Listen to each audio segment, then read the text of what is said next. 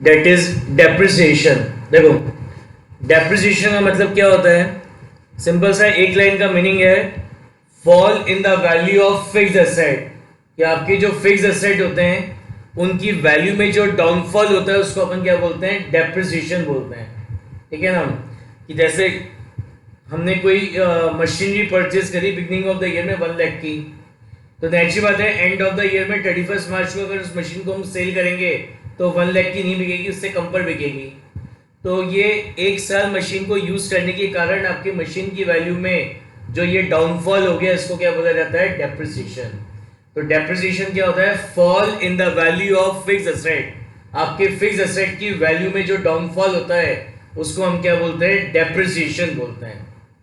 मैंने आपको एक कंसेप्ट पढ़ाया था, डेट इज कंजर्वेटिज्म कंसेप्ट, अगर आपको याद हो तो कंजर्वेटिज्म कंसेप्ट मैंने आपको पढ़ाया था। तो 4 बातें कह रहा था, फ्यूचर में होने वाले एक्सपेंसेस एंड लॉसेस के लिए पहले से प्रोविजंस बनाओ। फ्यूचर में अगर आपको कोई इनकम होने वाली है तो जब वो इनकम आपको रिसीव हो जाए एडवांस में तब रिकॉर्ड करना है, पहले से नहीं। और तीसरा अपन ने पढ़ा था कि एंड ऑफ द ईयर में जितने भी करंट एसेट्स हैं उनको कैसे वैल्यू करते हैं, कॉस्ट प्राइस और realisable value whichever is lower. और क्या पढ़ा था कि जितने भी हमारे फिक्स एसेट्स हैं एंड ऑफ द ईयर में, जितने भी हमारे फिक्स एसेट है उन सबको डेप्रिसिएशन लेस करके फिर बुक्स में क्या करना चाहिए, शो करना चाहिए। तो as per the conservatism concept, जो हमारा कंजर्वेटिज्म कंसेप्ट है जिसका दूसरा नाम होता है प्रूडेंस, जिसका दूसरा नाम क्या होता है आपका, प्रूडेंस। तो ये जो आपका कंजर्वेटिज्म कंसेप्ट है या प्रूडेंस है, इसके इस कंसेप्ट के according and of the year में जितने भी हमारे फिक्स एसेट्स होते हैं उन सारे फिक्स एसेट्स पे अपन क्या लगाते हैं, डेप्रिसिएशन लगाते हैं। उन फिक्स एसेट में से जो डेप्रिशिएबल एसेट्स होते हैं उनके ऊपर क्या लगाया जाता है, डेप्रिसिएशन लगाया जाता है। तो एग्जाम में ये एमसीक्यू में क्वेश्चन आ सकता है कि according to which concept depreciation is charge on fix asset. तो आपका आंसर क्या होगा, अकॉर्डिंग टू कंजर्वेटिज्म कंसेप्ट और prudence depreciation is charged on fixed asset at the end of the accounting year or financial year।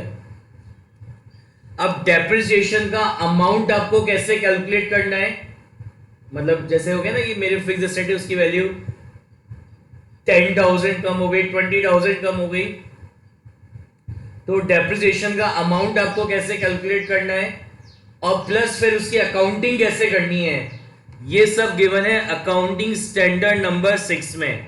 Accounting standard number 6 है accounting for depreciation. तो आप depreciation का amount कैसे कैलकुलेट करोगे और फिर आप उसकी अकाउंटिंग कैसे करोगे, it is given in accounting standard number 6। तो एंड ऑफ द ईयर में जितने भी हमारे डेप्रिशिएबल एसेट्स होते हैं, फिक्स एसेट्स में से जितने भी हमारे डेप्रिशिएबल एसेट्स होते हैं उनके ऊपर डेप्रिसिएशन लगाया जाता है अकॉर्डिंग टू कंजर्वेटिज्म कंसेप्ट। और वो डेप्रिसिएशन का अमाउंट कैसे कैलकुलेट होगा और उसकी अकाउंटिंग कैसे होगी, it is given in accounting standard number 6। तो इसके अकॉर्डिंग हम अपने डेप्रिसिएशन का अमाउंट कैलकुलेट करते हैं और फिर हम उसकी अकाउंटिंग करते हैं, राइट। तो एग्जाम में एमसीक्यू में ये भी क्वेश्चन आ सकता है कि according to which accounting standard depreciation is calculated and accounting is done. तो आंसर क्या होगा, अकाउंटिंग स्टैंडर्ड नंबर 6। ठीक है, अब उसमें कुछ डेफिनेशंस बता रखी हैं। तो सबसे पहली जो डेफिनेशन है वो है डेप्रिशिएबल एसेट। डेप्रिशिएबल एसेट्स कौन से होते हैं, वो एसेट्स हैं जिन पर एंड ऑफ द ईयर में डेप्रिसिएशन लगाया जाता है।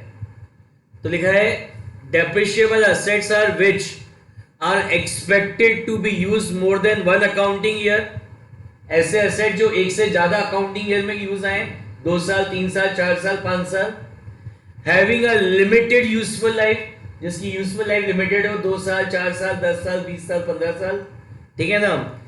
Are held for use of the production of supply of goods and services, या ऐसा एसेट जिसको आपने गुड्स एंड सर्विसेज की सप्लाई के काम कर रहे हो, या तो उस एसेट को यूज करके आप प्रोडक्शन कर रहे हैं, प्रोडक्ट बना रहे हो आप अपना, या फिर आप अपनी सर्विसेज को सप्लाई कर रहे हो किसी एसेट को यूज करके, तो वो डेप्रिशिएबल एसेट है।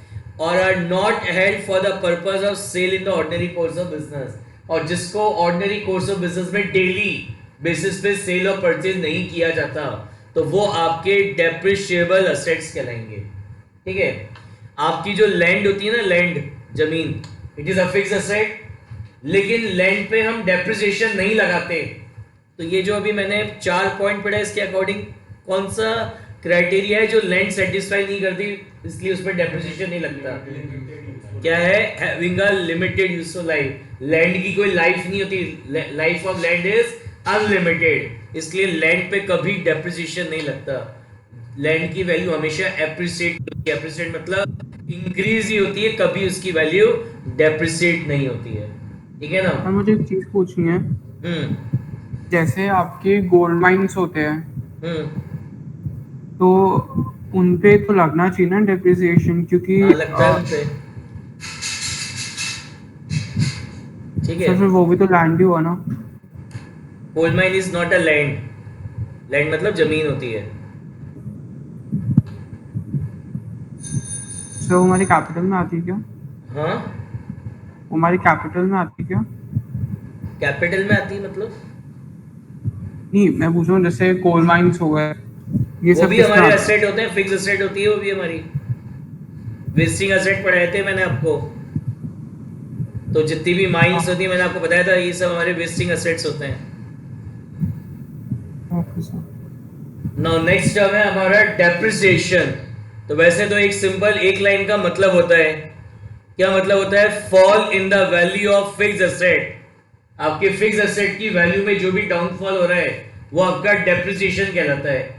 ये अलग अलग डेफिनेशंस दे रखी हैं 4। एक तो है डेप्रिसिएशन, क्या है? Loss in the value of an asset, उसको डेप्रिसिएशन बोलते हैं। या फिर क्या है? इट इज अ मेजर, ये एक मेजरमेंट है किसका? वेयरिंग आउट कंजप्शन और other laws on the value of depreciable asset. कि आपके डेप्रिशिएबल एसेट की वैल्यू में जो लॉस हो रहा है, ठीक है ना, किसके कारण? उसको यूज करने के कारण, उस वो क्योंकि टाइम के साथ वो पुराना हो रहा है उसके कारण, या टेक्नोलॉजी में चेंज होने के कारण, तो उसका जो मेजरमेंट होता है वो डेप्रिसिएशन है। या फिर डेप्रिसिएशन क्या? एक सिस्टमेटिक एलोकेशन है जो भी आपके एसेट की टोटल कॉस्ट है ओवर इट्स यूजफुल लाइफ। या फिर डेप्रिसिएशन क्या है? अमोर्टाइजेशन ऑफ एसेट जिसकी यूजफुल लाइफ हमें पहले से पता होती है। तो ये 4 डेफिनेशन है किसकी? डेप्रिसिएशन की। वैसे सिंपल एक लाइन का मीनिंग है क्या? Fall in the value of fixed asset is known as depreciation. अब ये 3 टर्म और हैं। ये क्या है? डिप्लीशन।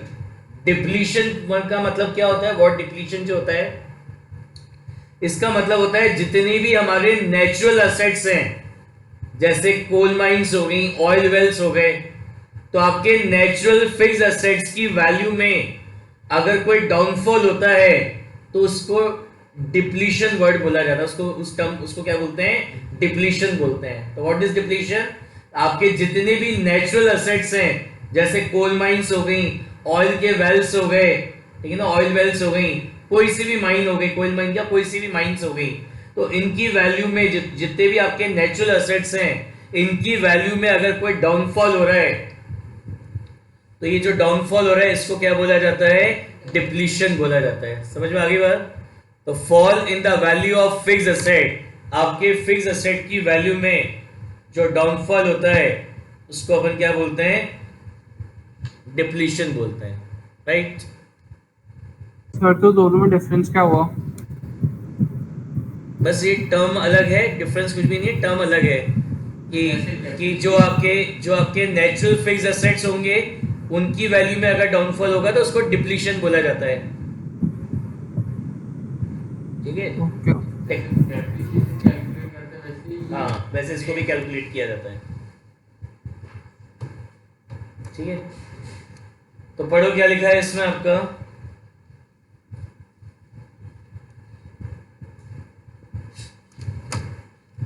लिखा है the term depletion is applied. ये टर्म डिप्लीशन किस पे अप्लाइड होती है?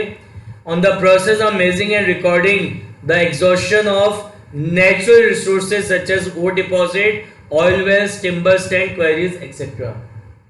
ठीक है, तो समझ में आ गया डिप्लीशन का मतलब क्या होता है? What depletion means? Fall in the value of natural fixed asset. जितने भी आपके नेचुरल एसेट्स होते हैं like ore deposit, oil well, timber, quarries, mines, इनकी वैल्यू में जो डाउनफॉल होता है उसको डिप्लीशन बोला जाता है। ऐसी टर्म है अमोर्टाइजेशन। अमोर्टाइजेशन का मतलब क्या होता है कि जितने भी आपके इंटेंजिबल असेट्स होते हैं, इंटेंजिबल असेट्स पता है ना क्या होते हैं? Those asset which can not be touch and see but feel. इसके एग्जांपल्स मैंने आपको बताए थे, पेटेंट्स, कॉपीराइट, गुडविल, ट्रेडमार्क, ये सब आपके क्या होते हैं? इंटेंजिबल असेट्स होते हैं।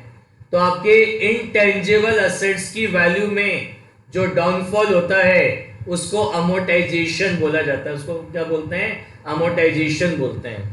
तो जितने भी आपका हमारे क्या होंगे? इंटेंजिबल असेट्स होंगे, उन इंटेंजिबल असेट्स की वैल्यू में जो डाउनफॉल होगा उसको क्या बोलेंगे? अमोर्टाइजेशन। तो लिखा है the term amortisation is usually used for describing the process of written down the long term investment in intangibles जैसे leasehold, patents, copyright, trademark, goodwill और हैवी ऑर्गेनाइजेशन कॉस्ट। तो इनकी वैल्यू में जो डाउनफॉल होगा उसको अमोर्टाइजेशन बोलते हैं। ऑब्सोलेंस का मतलब क्या होता है? What is obsolescence?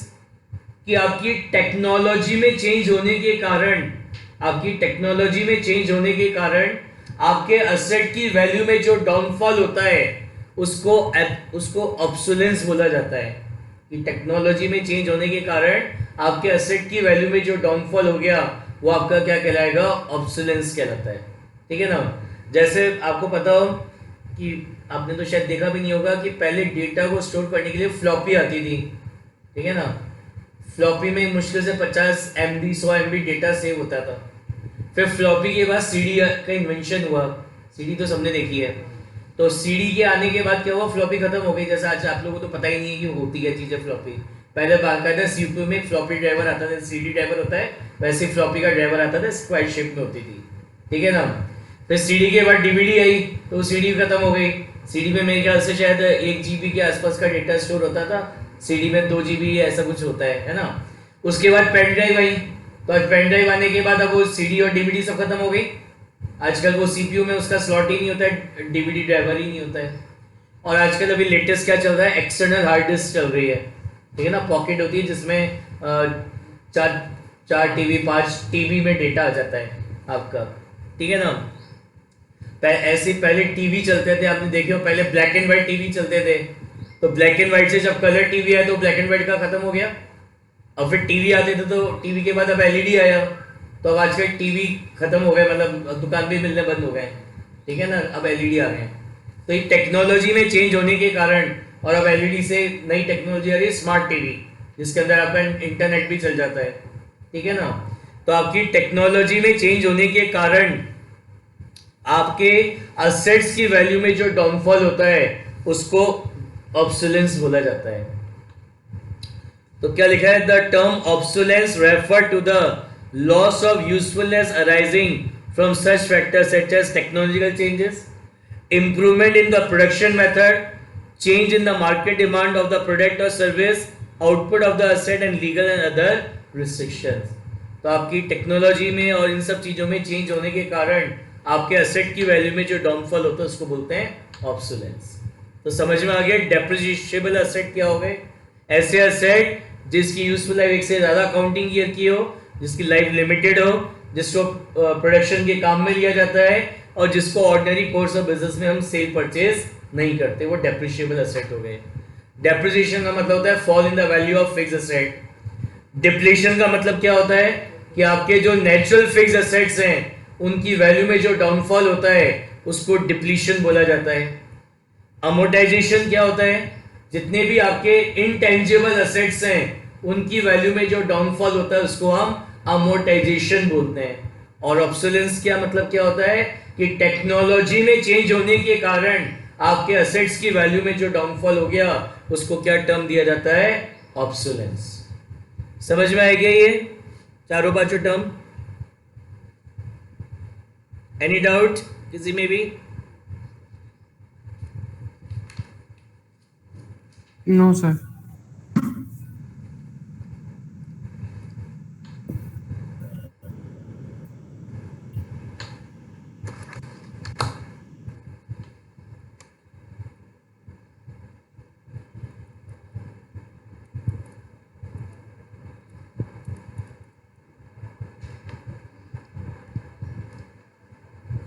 अब है मेथड ऑफ प्रोवाइडिंग डेप्रिसिएशन। ये जो दिख रहा है ना, ये 8 1 2 3 4 5 6 7 8, इनको यूज करके, इन मेथड्स को यूज करके आप डेप्रिसिएशन का अमाउंट कैलकुलेट करते हैं। अमाउंट का मतलब समझ आया क्या बोल रहा हूं मैं? कि जैसे मैंने बोला मेरी मशीन की उसकी वैल्यू 10,000 रुपीज डेप्रिसिएट हो गई, तो ये 10,000 मैंने कैसे निकाला? तो इन मेथड को यूज करके 10,000 निकाला है।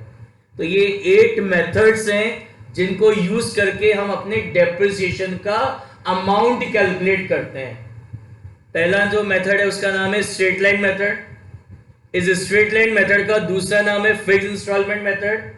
इसी का तीसरा नाम है इक्वल इंस्टॉलमेंट मेथड और फोर्थ नाम है ओरिजिनल कॉस्ट मेथड। ये एक ही मेथड के 4 नाम है, सबका मतलब एक होता है, ठीक है ना। सेकंड मेथड है डिमिनिशिंग बैलेंस मेथड। इसका दूसरा नाम है रिटर्न डाउन वैल्यू मेथड और थर्ड नेम है रिड्यूसिंग वैल्यू मेथड। फिर ऐसे ही है sum of year digit method, annuity method, sinking fund method, machine hour rate method, production unit method और डिप्लीशन मेथड। ये सारे मेथड नहीं पढ़ने अभी 11th क्लास में आपको, केवल ये स्टार्टिंग के 2 मेथड है, यही आपके कोर्स में है, फर्स्ट और सेकंड। तो केवल 11th क्लास में आपको ये पढ़ना है कि ये जो आपका स्ट्रेट लाइन मेथड और डिमिनिशिंग बैलेंस मेथड है, इस मेथड से डेप्रिसिएशन का अमाउंट कैसे कैलकुलेट होता है वही आपको 11th में पढ़ना है, बाकी के नीचे अभी 11th में नहीं पढ़ने, राइट। तो इन मेथड्स को यूज करके तो आप डेप्रिसिएशन का अमाउंट निकाल लोगे। अब बात आती है इसकी अकाउंटिंग कैसे की जाएगी, इसकी अकाउंटिंग कैसे करेंगे। तो डेप्रिसिएशन की अकाउंटिंग करने के भी 2 मेथड हैं। There are 2 methods of accounting. Accounting मतलब ये जो अमाउंट निकाला ना अपने डेप्रिसिएशन का, इसको आप अपने बुक्स ऑफ अकाउंट्स में कैसे रिकॉर्ड करोगे। तो उसको बुक्स ऑफ अकाउंट्स में रिकॉर्ड करने के भी 2 मेथड हैं। There are 2 methods of recording the amount of depreciation in the books. पहला क्या है, केस है when provision for depreciation account is not open, और दूसरा है when provision for depreciation account is open. तो सबसे पहले फर्स्ट ईयर मतलब जिस ईयर में आपने अपने फिक्स एसेट को परचेज करा, जिस भी साल आप अपने फिक्स एसेट को खरीदोगे, तो सबसे पहली एंट्री होगी entry on the date when fix asset is purchase. तो मैंने आपको बताया था कि अपने फिक्स एसेट्स को परचेज करने में हम जो एक्सपेंस करते हैं वो हमारा कैपिटल एक्सपेंस कहलाता है। वो हमारा कौन सा एक्सपेंस होता है? कैपिटल एक्सपेंस होता है। और फिक्स एसेट को परचेज करते टाइम भी जो खर्चे किए जाते हैं वो भी हमारे कैपिटल एक्सपेंस ही होते हैं, ठीक है ना। जैसे फॉर एग्जांपल मैंने एसी परचेज करा, स्प्लिट एसी, कितने का आया? 45,000 रुपीज का आया। मैंने अपनी शॉप में स्प्लिट एसी लगवाया, तो एसी मेरा शॉप में एसी, अपनी शॉप में एसी लगवा रहा हूं, तो मतलब ये मेरा फिक्स एसेट है। आपको पता है वो जो स्प्लिट एसी वो अपन नहीं लगा सकते उसको खुद, तो उसको लगाने के लिए आपने इंस्टॉलेशन चार्जेस पे करे, आपने 3,000 के इंस्टॉलेशन चार्जेस पे करे। फिर वो एसी का वो जो आउटडोर यूनिट होता है उसको रखने के लिए स्टैंड खरीदा, एक स्टेबलाइजर खरीदा। तो ये जो स्टैंड और स्टेबलाइजर खरीदा, ये खरीद ये और आ गया 2,000 का। यानी आपके लिए एसी की जो कॉस्ट है वो कितनी बैठ गई? 50,000 रुपीज बैठ गई। तो ये जो किया ये तो कैपिटल एक्सपेंडिचर है। और असेट्स को खरीदते समय ये जो उसको रेडी टू यूज में लाने के लिए ये जो 2 खर्चे कर दी, ये भी हमारे क्या है? कैपिटल एक्सपेंडिचर है। समझ में आ गया? तो जब भी फिक्स एसेट परचेस करेंगे 2 अकाउंट इफेक्ट होंगे। एक तो आपका फिक्स एसेट अकाउंट इफेक्ट होगा, और क्योंकि फिक्स एसेट कॉस्टली आते हैं, महंगे आते हैं, तो उनका पेमेंट कैश में नहीं होता है ना, हैवी अमाउंट्स का, तो आपने पेमेंट चेक से करा होगा, इसलिए बैंक अकाउंट इफेक्ट हुआ है। फिक्स एसेट आपका असेट है, असेट है तो कौन सा नेचर? Real account nature. क्या रूल होता है?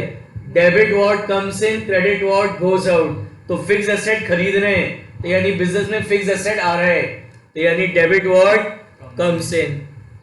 बैंक है आपका पर्सनल अकाउंट, आपने पेमेंट चेक से करा है, तो मतलब ये पैसा कौन देगा? ये पैसा अब आपका बैंक अकाउंट ये पैसा देगा। पेमेंट चेक से करा है तो ये पैसा कौन देगा? बैंक, यानी credit the giver.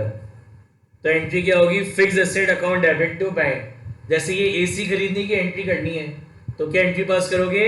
AC air condition account debit to bank account कितने से 50,000 रुपीज से। एसी को अपन फिक्स एसेट भी तो लिख सकते हैं। नहीं, सर मुझे एक चीज एसेट का पूछनी नाम है। है, तो जो नाम है उसको डेबिट करोगे। ठीक है, हाँ बोलो। जनरल एंट्री है ना सर। सर अगर हमने क्रेडिट पे परचेज करा तो बैंक की जगह वेंडर आ जाता, वेंडर। अगर इसको अपने क्रेडिट पे परचेस करते तो फिक्स एसेट जिससे क्रेडिट में परचेस करते हैं उसको वेंडर बोला जाता है, तो बैंक की जगह वेंडर अकाउंट आ जाता है। समझ में आ गया? तो फिक्स एसेट को परचेज करने की क्या जर्नल एंट्री पास होगी? फिक्स एसेट अकाउंट डेबिट, अगर पेमेंट करा है तो टू बैंक, और क्रेडिट में खरीद लिया तो टू वेंडर। वेंडर कौन? जिससे फिक्स एसेट खरीदा है उसको वेंडर, अगर क्रेडिट पे खरीदा है तो उसको वेंडर बोलते हैं। तो वेंडर भी हमारा पर्सनल अकाउंट होता है। रूल क्या होता है? Debit the receiver, credit the giver. तो वेंडर आपको आपका फिक्स एसेट दे रहा है, क्रेडिट द गिवर, तो इसलिए ये भी क्रेडिट हो जाएगा। ठीक है, अब अभी मैंने आपको क्या बताया था कि as per the conservatism concept, हमारा जो कंजर्वेटिज्म कंसेप्ट है वो हमसे क्या बोलता है कि एंड ऑफ द ईयर में जब आपका अकाउंटिंग ईयर एंड होगा 31 मार्च को, तो जितने भी आपके फिक्स एसेट हैं उन सब पे क्या लगाओगे आप? डेप्रिसिएशन लगाओगे।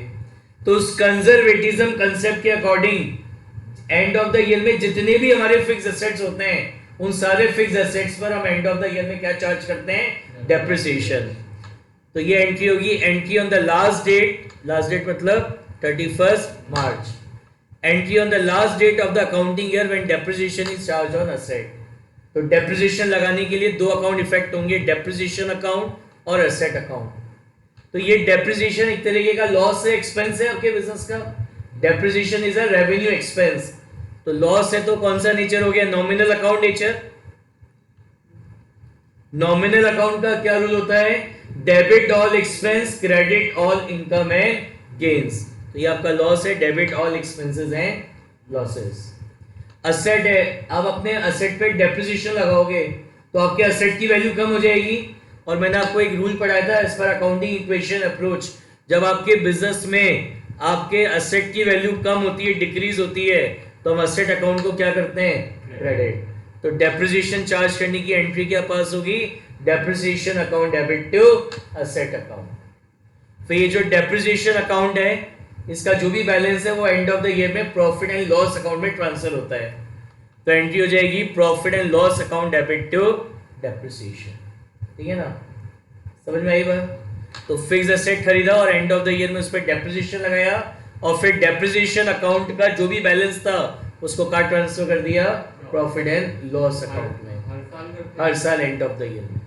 प्रॉफिट। हाँ हाँ, ठीक है ना। अभी आपने पढ़ा नहीं, लेजर चैप्टर पढ़ाऊंगा उसमें समझाऊंगा ये कंसेप्ट। अभी बस याद रख लो डेप्रिसिएशन का बैलेंस पीएनएल में जाता है। बताइए समझ में आया कि फर्स्ट ईयर की अकाउंटिंग? किसी को कोई डाउट हो तो पूछो। Clear sir.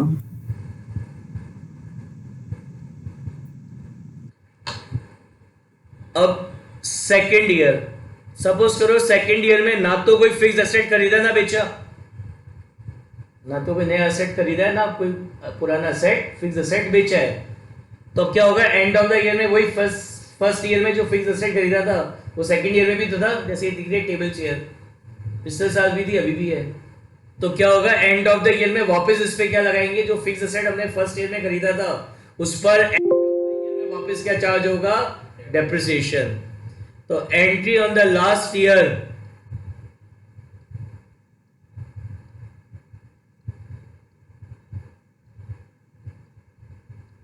Entry on the last year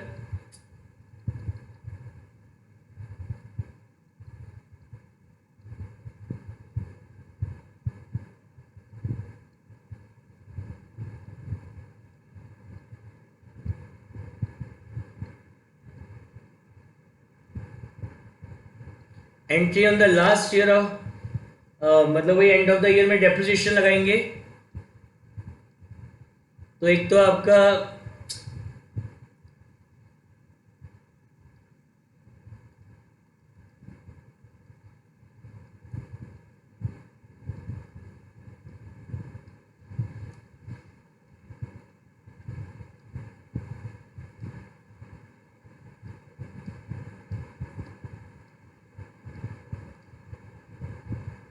entry on the last, वही एंड ऑफ द ईयर में क्या लगाएंगे, डेप्रिसिएशन। तो एक तो आपका डेप्रिसिएशन अकाउंट इफेक्ट होगा और एक असेट अकाउंट इफेक्ट होगा। तो डेप्रिसिएशन क्या है आपका, एक्सपेंस है, रेवेन्यू एक्सपेंस है डेप्रिसिएशन आपका, तो it is a nominal account. क्या रूल होता है, debit all expense, credit all income and gains. Asset है तो वही असेट की वैल्यू क्या हो रही है आपकी, डिक्रीज हो रही है। और बिजनेस में जब असेट की वैल्यू डिक्रीज होती है तो उसको हम क्या करते हैं, क्रेडिट। और फिर एंड ऑफ द ईयर में जो डेप्रिसिएशन है इसका बैलेंस वापस का ट्रांसफर होगा प्रॉफिट एंड लॉस अकाउंट में, तो एंट्री होगी profit and loss account debit to depreciation. तो जब तक आप अपना फिक्स एसेट सेल नहीं कर देते, हर साल एंड ऑफ द ईयर में ये दो एंट्री पास करोगे। पहले डेप्रिसिएशन लगाओगे, एंट्री क्या पास होगी, depreciation account debit to asset, और फिर डेप्रिसिएशन का बैलेंस का ट्रांसफर होगा प्रॉफिट एंड लॉस अकाउंट में हर साल, जब तक ये सेल नहीं होता। ठीक है, अब सपोज करो आप अपने फिक्स एसेट को सेल कर रहे हो, सपोज करो, अज्यूम करो कि आप अपने फिक्स एसेट को सेल कर रहे हैं, बेच रहे हैं, तो क्या होगा, जैसे आपका अकाउंटिंग ईयर है 1 अप्रैल 2020 से 31 मार्च 2021, ये आपका अकाउंटिंग ईयर चल रहा है सपोज करो।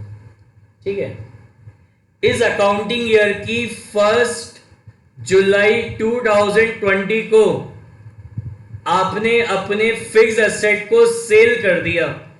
आपने अपने फिक्स एसेट को क्या करा, सेल कर दिया। तो इस करंट ईयर में आपने अपने फिक्स एसेट को 1 अप्रैल से लेकर 1 जुलाई तक तो यूज किया है ना, 1 अप्रैल से लेकर 1 जुलाई तक तो यूज किया है। तो सबसे पहला काम आप क्या करोगे, इस पे 1 अप्रैल से लेकर 1 जुलाई तक कितने महीने हो गए, अप्रैल मई जून, 1 जुलाई को तो बेच दिया। तो सबसे पहले आप अपने फिक्स एसेट पर 3 मंथ्स का डेप्रिसिएशन लगाओगे, ताकि आपको पता चले, क्या पता चले कि जिस डेट को मैं अपने एसेट को बेच रहा हूं उस दिन मेरे एसेट की क्या वैल्यू थी। तो सबसे पहली एंट्री होगी entry on the date when asset is sold, जिस भी तारीख को आप अपने एसेट को बेच रहे हो तो उस तारीख को सबसे पहले डेप्रिसिएशन लगाएंगे। समझ में आ गया, कब से कब तक, जैसे अकाउंटिंग ईयर 2021 चल रहा है, 1 जुलाई 2020 को बेचा, तो अकाउंटिंग ईयर कब स्टार्ट हुआ था, 1 अप्रैल। तो सबसे पहला काम क्या करोगे, 1 अप्रैल से लेकर 1 जुलाई, 1 जुलाई क्या है, इस तारीख को मैंने अपने एसेट को बेचा है, सेल करा है इस डेट को। तो इन 3 महीने का, करंट ईयर में 3 महीने यूज करा तो 3 महीने का डेप्रिसिएशन लगेगा। तो एंट्री वही है same, depreciation account debit to asset. अब एंट्री करेंगे असेट को सेल करने की। सपोज करो सामने वाले ने पेमेंट चेक से दिया है, तो इसलिए, और ये चेक हमने बैंक में डिपॉजिट करा दिया, तो एक तो बैंक अकाउंट इफेक्ट होगा और एक आपका असेट अकाउंट इफेक्ट होगा। ठीक है, तो बैंक क्या आपका पर्सनल अकाउंट नेचर, क्या रूल होता है, debit the receiver credit the giver. तो आप जिसको भी आपने अपना फिक्स एसेट बेचा उसने आपको चेक दिया, वो चेक आपने अपने बैंक में डिपॉजिट कराया, तो आपका बैंक आपसे वो चेक रिसीव कर रहा है, डेबिट द रिसीवर। ये जो आपका फिक्स एसेट है ये आपका रियल अकाउंट नेचर का है, तो क्या रूल होता है, debit what comes in credit what goes out. तो बिजनेस में से एसेट जा रहा है, क्रेडिट व्हाट गोज आउट। समझ में आ गई, ये डेप्रिसिएशन लगाया और ये एसेट को सेल कर दिया। बताइए फर्स्ट और सेकंड एंट्री समझ में आ गई। सर एक बार ये सेकंड वाली नहीं आया। और सर एक बार फर्स्ट वाली भी दोबारा एक्सप्लेन कर सकते हो। फर्स्ट एंट्री में हमने क्या करा कि जैसे मैंने आपको बताया हमारा अकाउंटिंग ईयर है 1 अप्रैल 2020 से 31 मार्च 2021। इस अकाउंटिंग ईयर की 1 जुलाई 2020 को हम अपने फिक्स एसेट को सेल कर रहे हैं। तो सबसे पहला काम क्या करेंगे, हमारा करंट अकाउंटिंग ईयर कब स्टार्ट हुआ था, 1 अप्रैल, और एसेट कब सेल कर रहे हो, 1 जुलाई। तो आपने करंट ईयर में 3 मंथ्स आपने अपने एसेट को, फिक्स एसेट को यूज किया है, तो उस पे आपने सबसे पहले 3 मंथ्स का डेप्रिसिएशन लगा दिया। तो ये एंट्री तो उसकी होगी डेप्रिसिएशन टू एसेट। अब आगे समझ में, यस सर, बट वैसे डेप्रिसिएशन को डेबिट क्यों किया है? डेप्रिसिएशन आपका एक्सपेंस है, अभी मैंने आपको बताया, इट इज एक्सपेंस। ये हमारा नॉमिनल एक्सपेंस है, कौन सा, रेवेन्यू एक्सपेंस है। और जितने भी आपके एक्सपेंस होते हैं वो सब आपके नॉमिनल अकाउंट नेचर के होते हैं। और नॉमिनल अकाउंट का क्या रूल होता है, debit all expense, credit all income. तो ये हमारा एक्सपेंस है डेप्रिसिएशन, डेबिट ऑल एक्सपेंस, इसलिए इसको डेबिट किया है। Okay sir. फिर असेट को सेल करा, तो सेल करा तो मैंने बताया सपोज करो सामने वाले पर्सन ने पेमेंट टाइम में किया चेक में, और वो चेक आपने क्या करा, बैंक में डिपॉजिट करा दिया, तो इसलिए आपका बैंक अकाउंट इफेक्ट हुआ। बैंक आपका क्या है, रिप्रेजेंटेटिव पर्सनल अकाउंट, तो आपका जो करंट अकाउंट है वो आपसे चेक रिसीव कर रहा है, असेट को सेल करने से जो चेक मिला वो चेक आपका बैंक रिसीव कर रहा है, डेबिट द रिसीवर। और असेट है ये, असेट फिक्स असेट, तो सारे असेट रियल अकाउंट नेचर के होते हैं। रूल क्या होता है, debit what comes in, credit what goes out. तो असेट जा रहा है, फिक्स असेट जा रहा है, क्रेडिट व्हाट गोज आउट, इसलिए असेट अकाउंट क्रेडिट हो गया। समझ में आई क्या बात? हाँ हाँ सर। मेरे को बताओ, अपन ने असेट बेचा ना, क्यों नहीं करी bank account debit to sales account? Sir क्योंकि अपन गुड्स नहीं सोल्ड कर रहे हैं। क्योंकि क्या होता है, सेल वर्ड यूज होता है काय के लिए, गुड्स के लिए। तो मैं क्या बोल रहा हूँ, गुड्स नहीं बेचा, क्या बेचा है, फिक्स असेट, इसलिए वो असेट का नाम आएगा।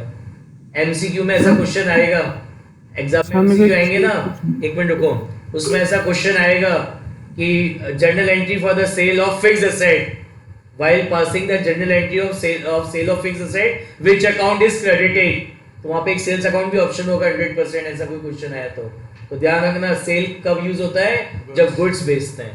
परचेज के टाइम पे भी यही होगा ना? तो परचेज अकाउंट का डेबिट किया, फिक्स एसेट अकाउंट डेबिट किया था ना। हाँ बोलो अरिन, क्या बोल रहे थे? सर जैसे आपने ईयर्स का बता रहे हो ना, first year, second year, third year, अब ऐसा भी तो हो सकता है कि सेल सेकंड ईयर में हो गई हो। तो मैं एज्यूम कर रहा हूँ, मैं आपको, मैंने ये थोड़ी बोला थर्ड ईयर में बिकता है एसेट। ओके।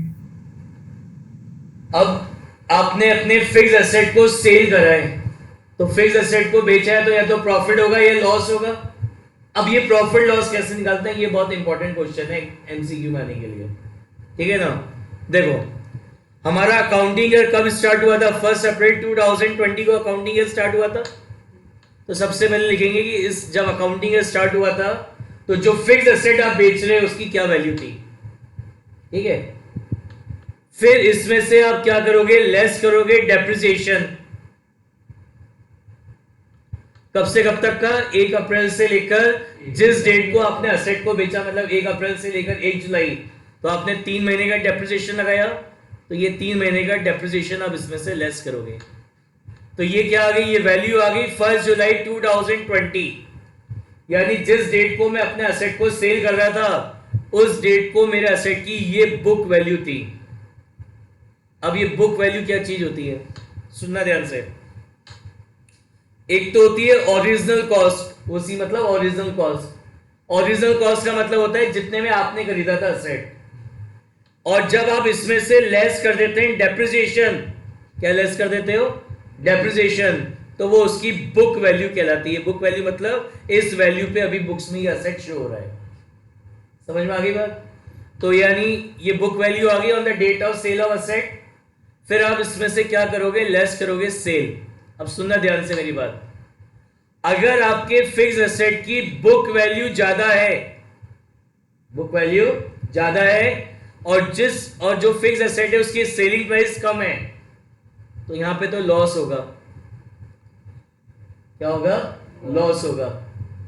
और अगर आपके फिक्स एसेट की बुक वैल्यू कम है और सेलिंग प्राइस ज्यादा है, तो यहां पे फिक्स एसेट को सेल करने से क्या होगा, प्रॉफिट होगा। तो फिक्स एसेट को सेल करने से कितना प्रॉफिट हो रहा है या कितना लॉस हो रहा है, it is calculated by comparing कौन सी value, book value and selling price. ये भी एमसीक्यू में एग्जाम में क्वेश्चन आ सकता है कि बाय विच टू प्राइस या two values, by comparing which two values profit और loss on sale of fixed asset is calculated. तो आंसर क्या होगा, by comparing the book value and selling price, हम अपने फिक्स्ड एसेट के profit और loss को क्या करते हैं, कैलकुलेट करते हैं।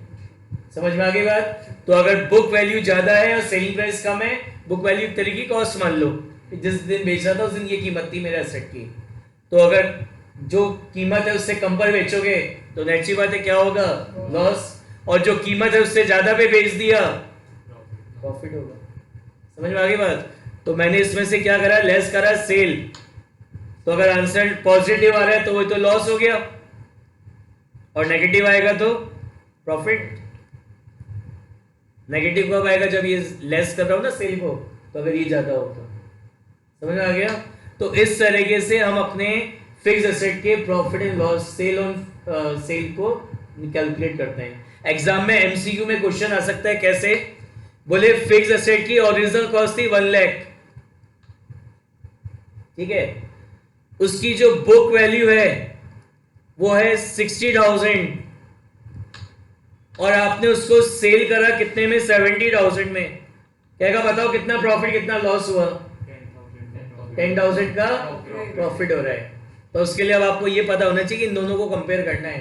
आपने इन दोनों को कंपेयर कर दिया तब तो लॉस आ जाएगा 30,000 का, और एग्जाम में ऐसा एक ऑप्शन भी होगा 30,000 लॉस। तो ध्यान रखना, फिक्स एसेट को सेल करने से कितना प्रॉफिट कितना लॉस हो रहा है, it is calculated by comparing the book value and selling price. और बुक वैल्यू का मतलब समझ में आ गया क्या, कि जिस दिन मैं अपने एसेट को बेच रहा हूं उस दिन तक का डेप्रिसिएशन लेस करने के बाद मेरे एसेट की जो वैल्यू बचती है वो बुक वैल्यू कहलाएगी। हाँ जी बताइए, समझ में आया क्या?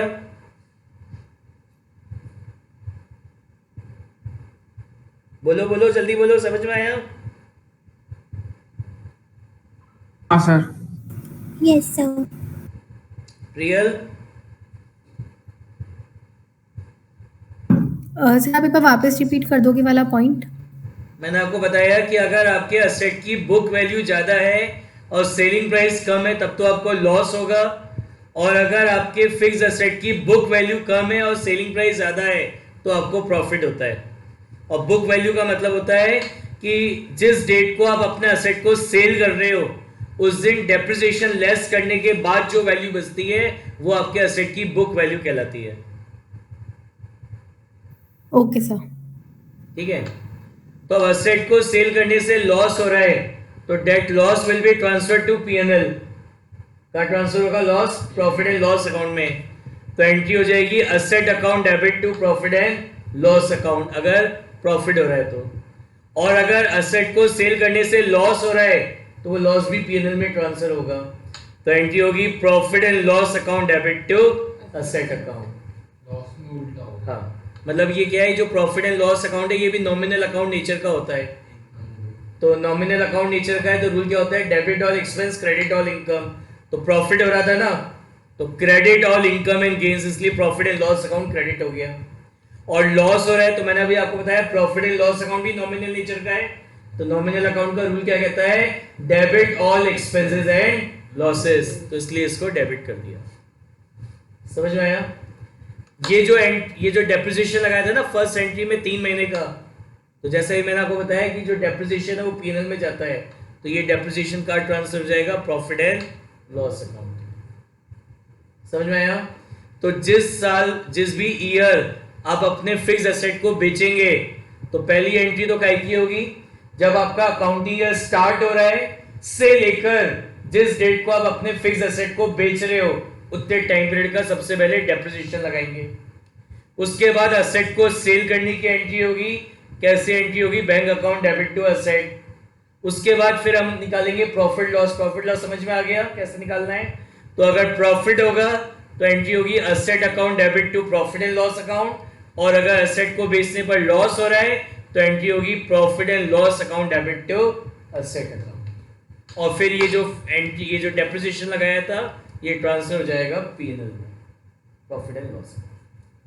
बताइए समझ में आया? हाँ सर, एक चीज पूछनी है कि वो पीएनएल क्या होता है, मैंने भूल गया। पीएनएल मतलब प्रॉफिट एंड लॉस अकाउंट। जितना भी ड्यूरिंग द Okay. जितना भी हमें प्रॉफिट लॉस होता है that profit loss will be transferred to profit and loss account. Okay,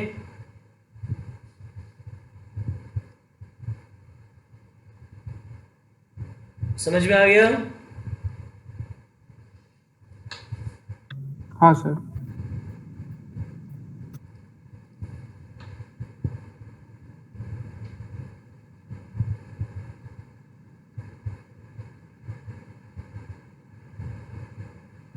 देखो ये तो अभी जो मैंने बताया तो अकाउंटिंग हो गई, कैसे अकाउंटिंग करनी है। अब इसके अमाउंट कहाँ से आएंगे, कितना डेप्रिसिएशन लगाना है, एंट्री तो अमाउंट से होगी ना। तो अभी मैंने आपको बताया था अमाउंट को कैलकुलेट करने के लिए मेथड है, 8 है, 8 में से 2 ही पढ़ना है हमें।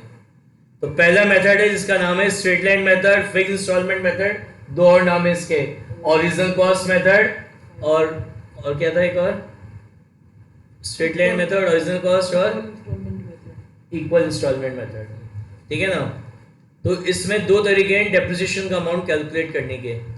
पहला तरीका, जब क्वेश्चन में आपको ओरिजिनल कॉस्ट दे रखी है, ओरिजिनल कॉस्ट मतलब कि कितने रुपए में आपने फिक्स एसेट को खरीदा वो दे रखा हो। जैसे मैंने अभी एसी खरीदा था अगर याद हो, तो एसी की ओरिजिनल कॉस्ट क्या होगी 50,000, 45 नहीं 50, ये सारे मतलब जितने में खरीदा प्लस खरीदते समय जो भी खर्चे हुए सब मिला के जो कॉस्ट है that is the original cost of the asset. तो ओरिजिनल कॉस्ट का दूसरा नाम होता है हिस्टोरिकल कॉस्ट। तो एक तो ये गिवन हो कितने में खरीदा, एक उसकी स्क्रैप वैल्यू गिवन हो। स्क्रैप वैल्यू मतलब कि जब ये एसेट यूजलेस हो जाएगा ना तो उसको बेचेंगे कबाड़ी को, तो कितने रुपए में मिलेगा उसको, स्क्रैप वैल्यू में बेचने पर कितना मिलेगा, तो ये गिवन हो। स्क्रैप वैल्यू को एंड वैल्यू भी बोलते हैं और इसको रेसिडुअल वैल्यू भी बोलते हैं। तो पहली चीज क्या गिवन हो क्वेश्चन में, ओरिजिनल कॉस्ट। ओरिजिनल कॉस्ट का मतलब समझ में आ गया कितने में खरीदा। दूसरी चीज क्या गिवन है, स्क्रैप वैल्यू। स्क्रैप वैल्यू का मतलब कि जब ये यूजलेस हो जाएगा तो कितने में बिकेगा, वो स्क्रैप वैल्यू हो गई। और क्या गिवन हो, लाइफ ऑफ असेट। ये असेट की लाइफ क्या है, 2 साल, 3 साल, 10 साल, 15 साल, ये भी क्वेश्चन में गिवन हो।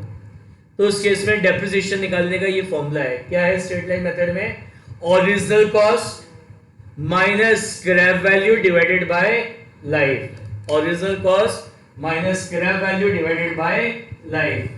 तो इससे जो डेप्रिसिएशन कैलकुलेट होएगा, इस फॉर्मूले से जो डेप्रिसिएशन आपका निकल के आएगा, ये आपका पर एनम डेप्रिसिएशन होता है। पर एनम क्या मतलब होता है, पर एनम का एक साल का मतलब इस फॉर्मूले से जो डेप्रिसिएशन आपने कैलकुलेट करा है, it is a depreciation of 12 months. ये आपके पूरे 12 महीने का डेप्रिसिएशन है, ठीक है।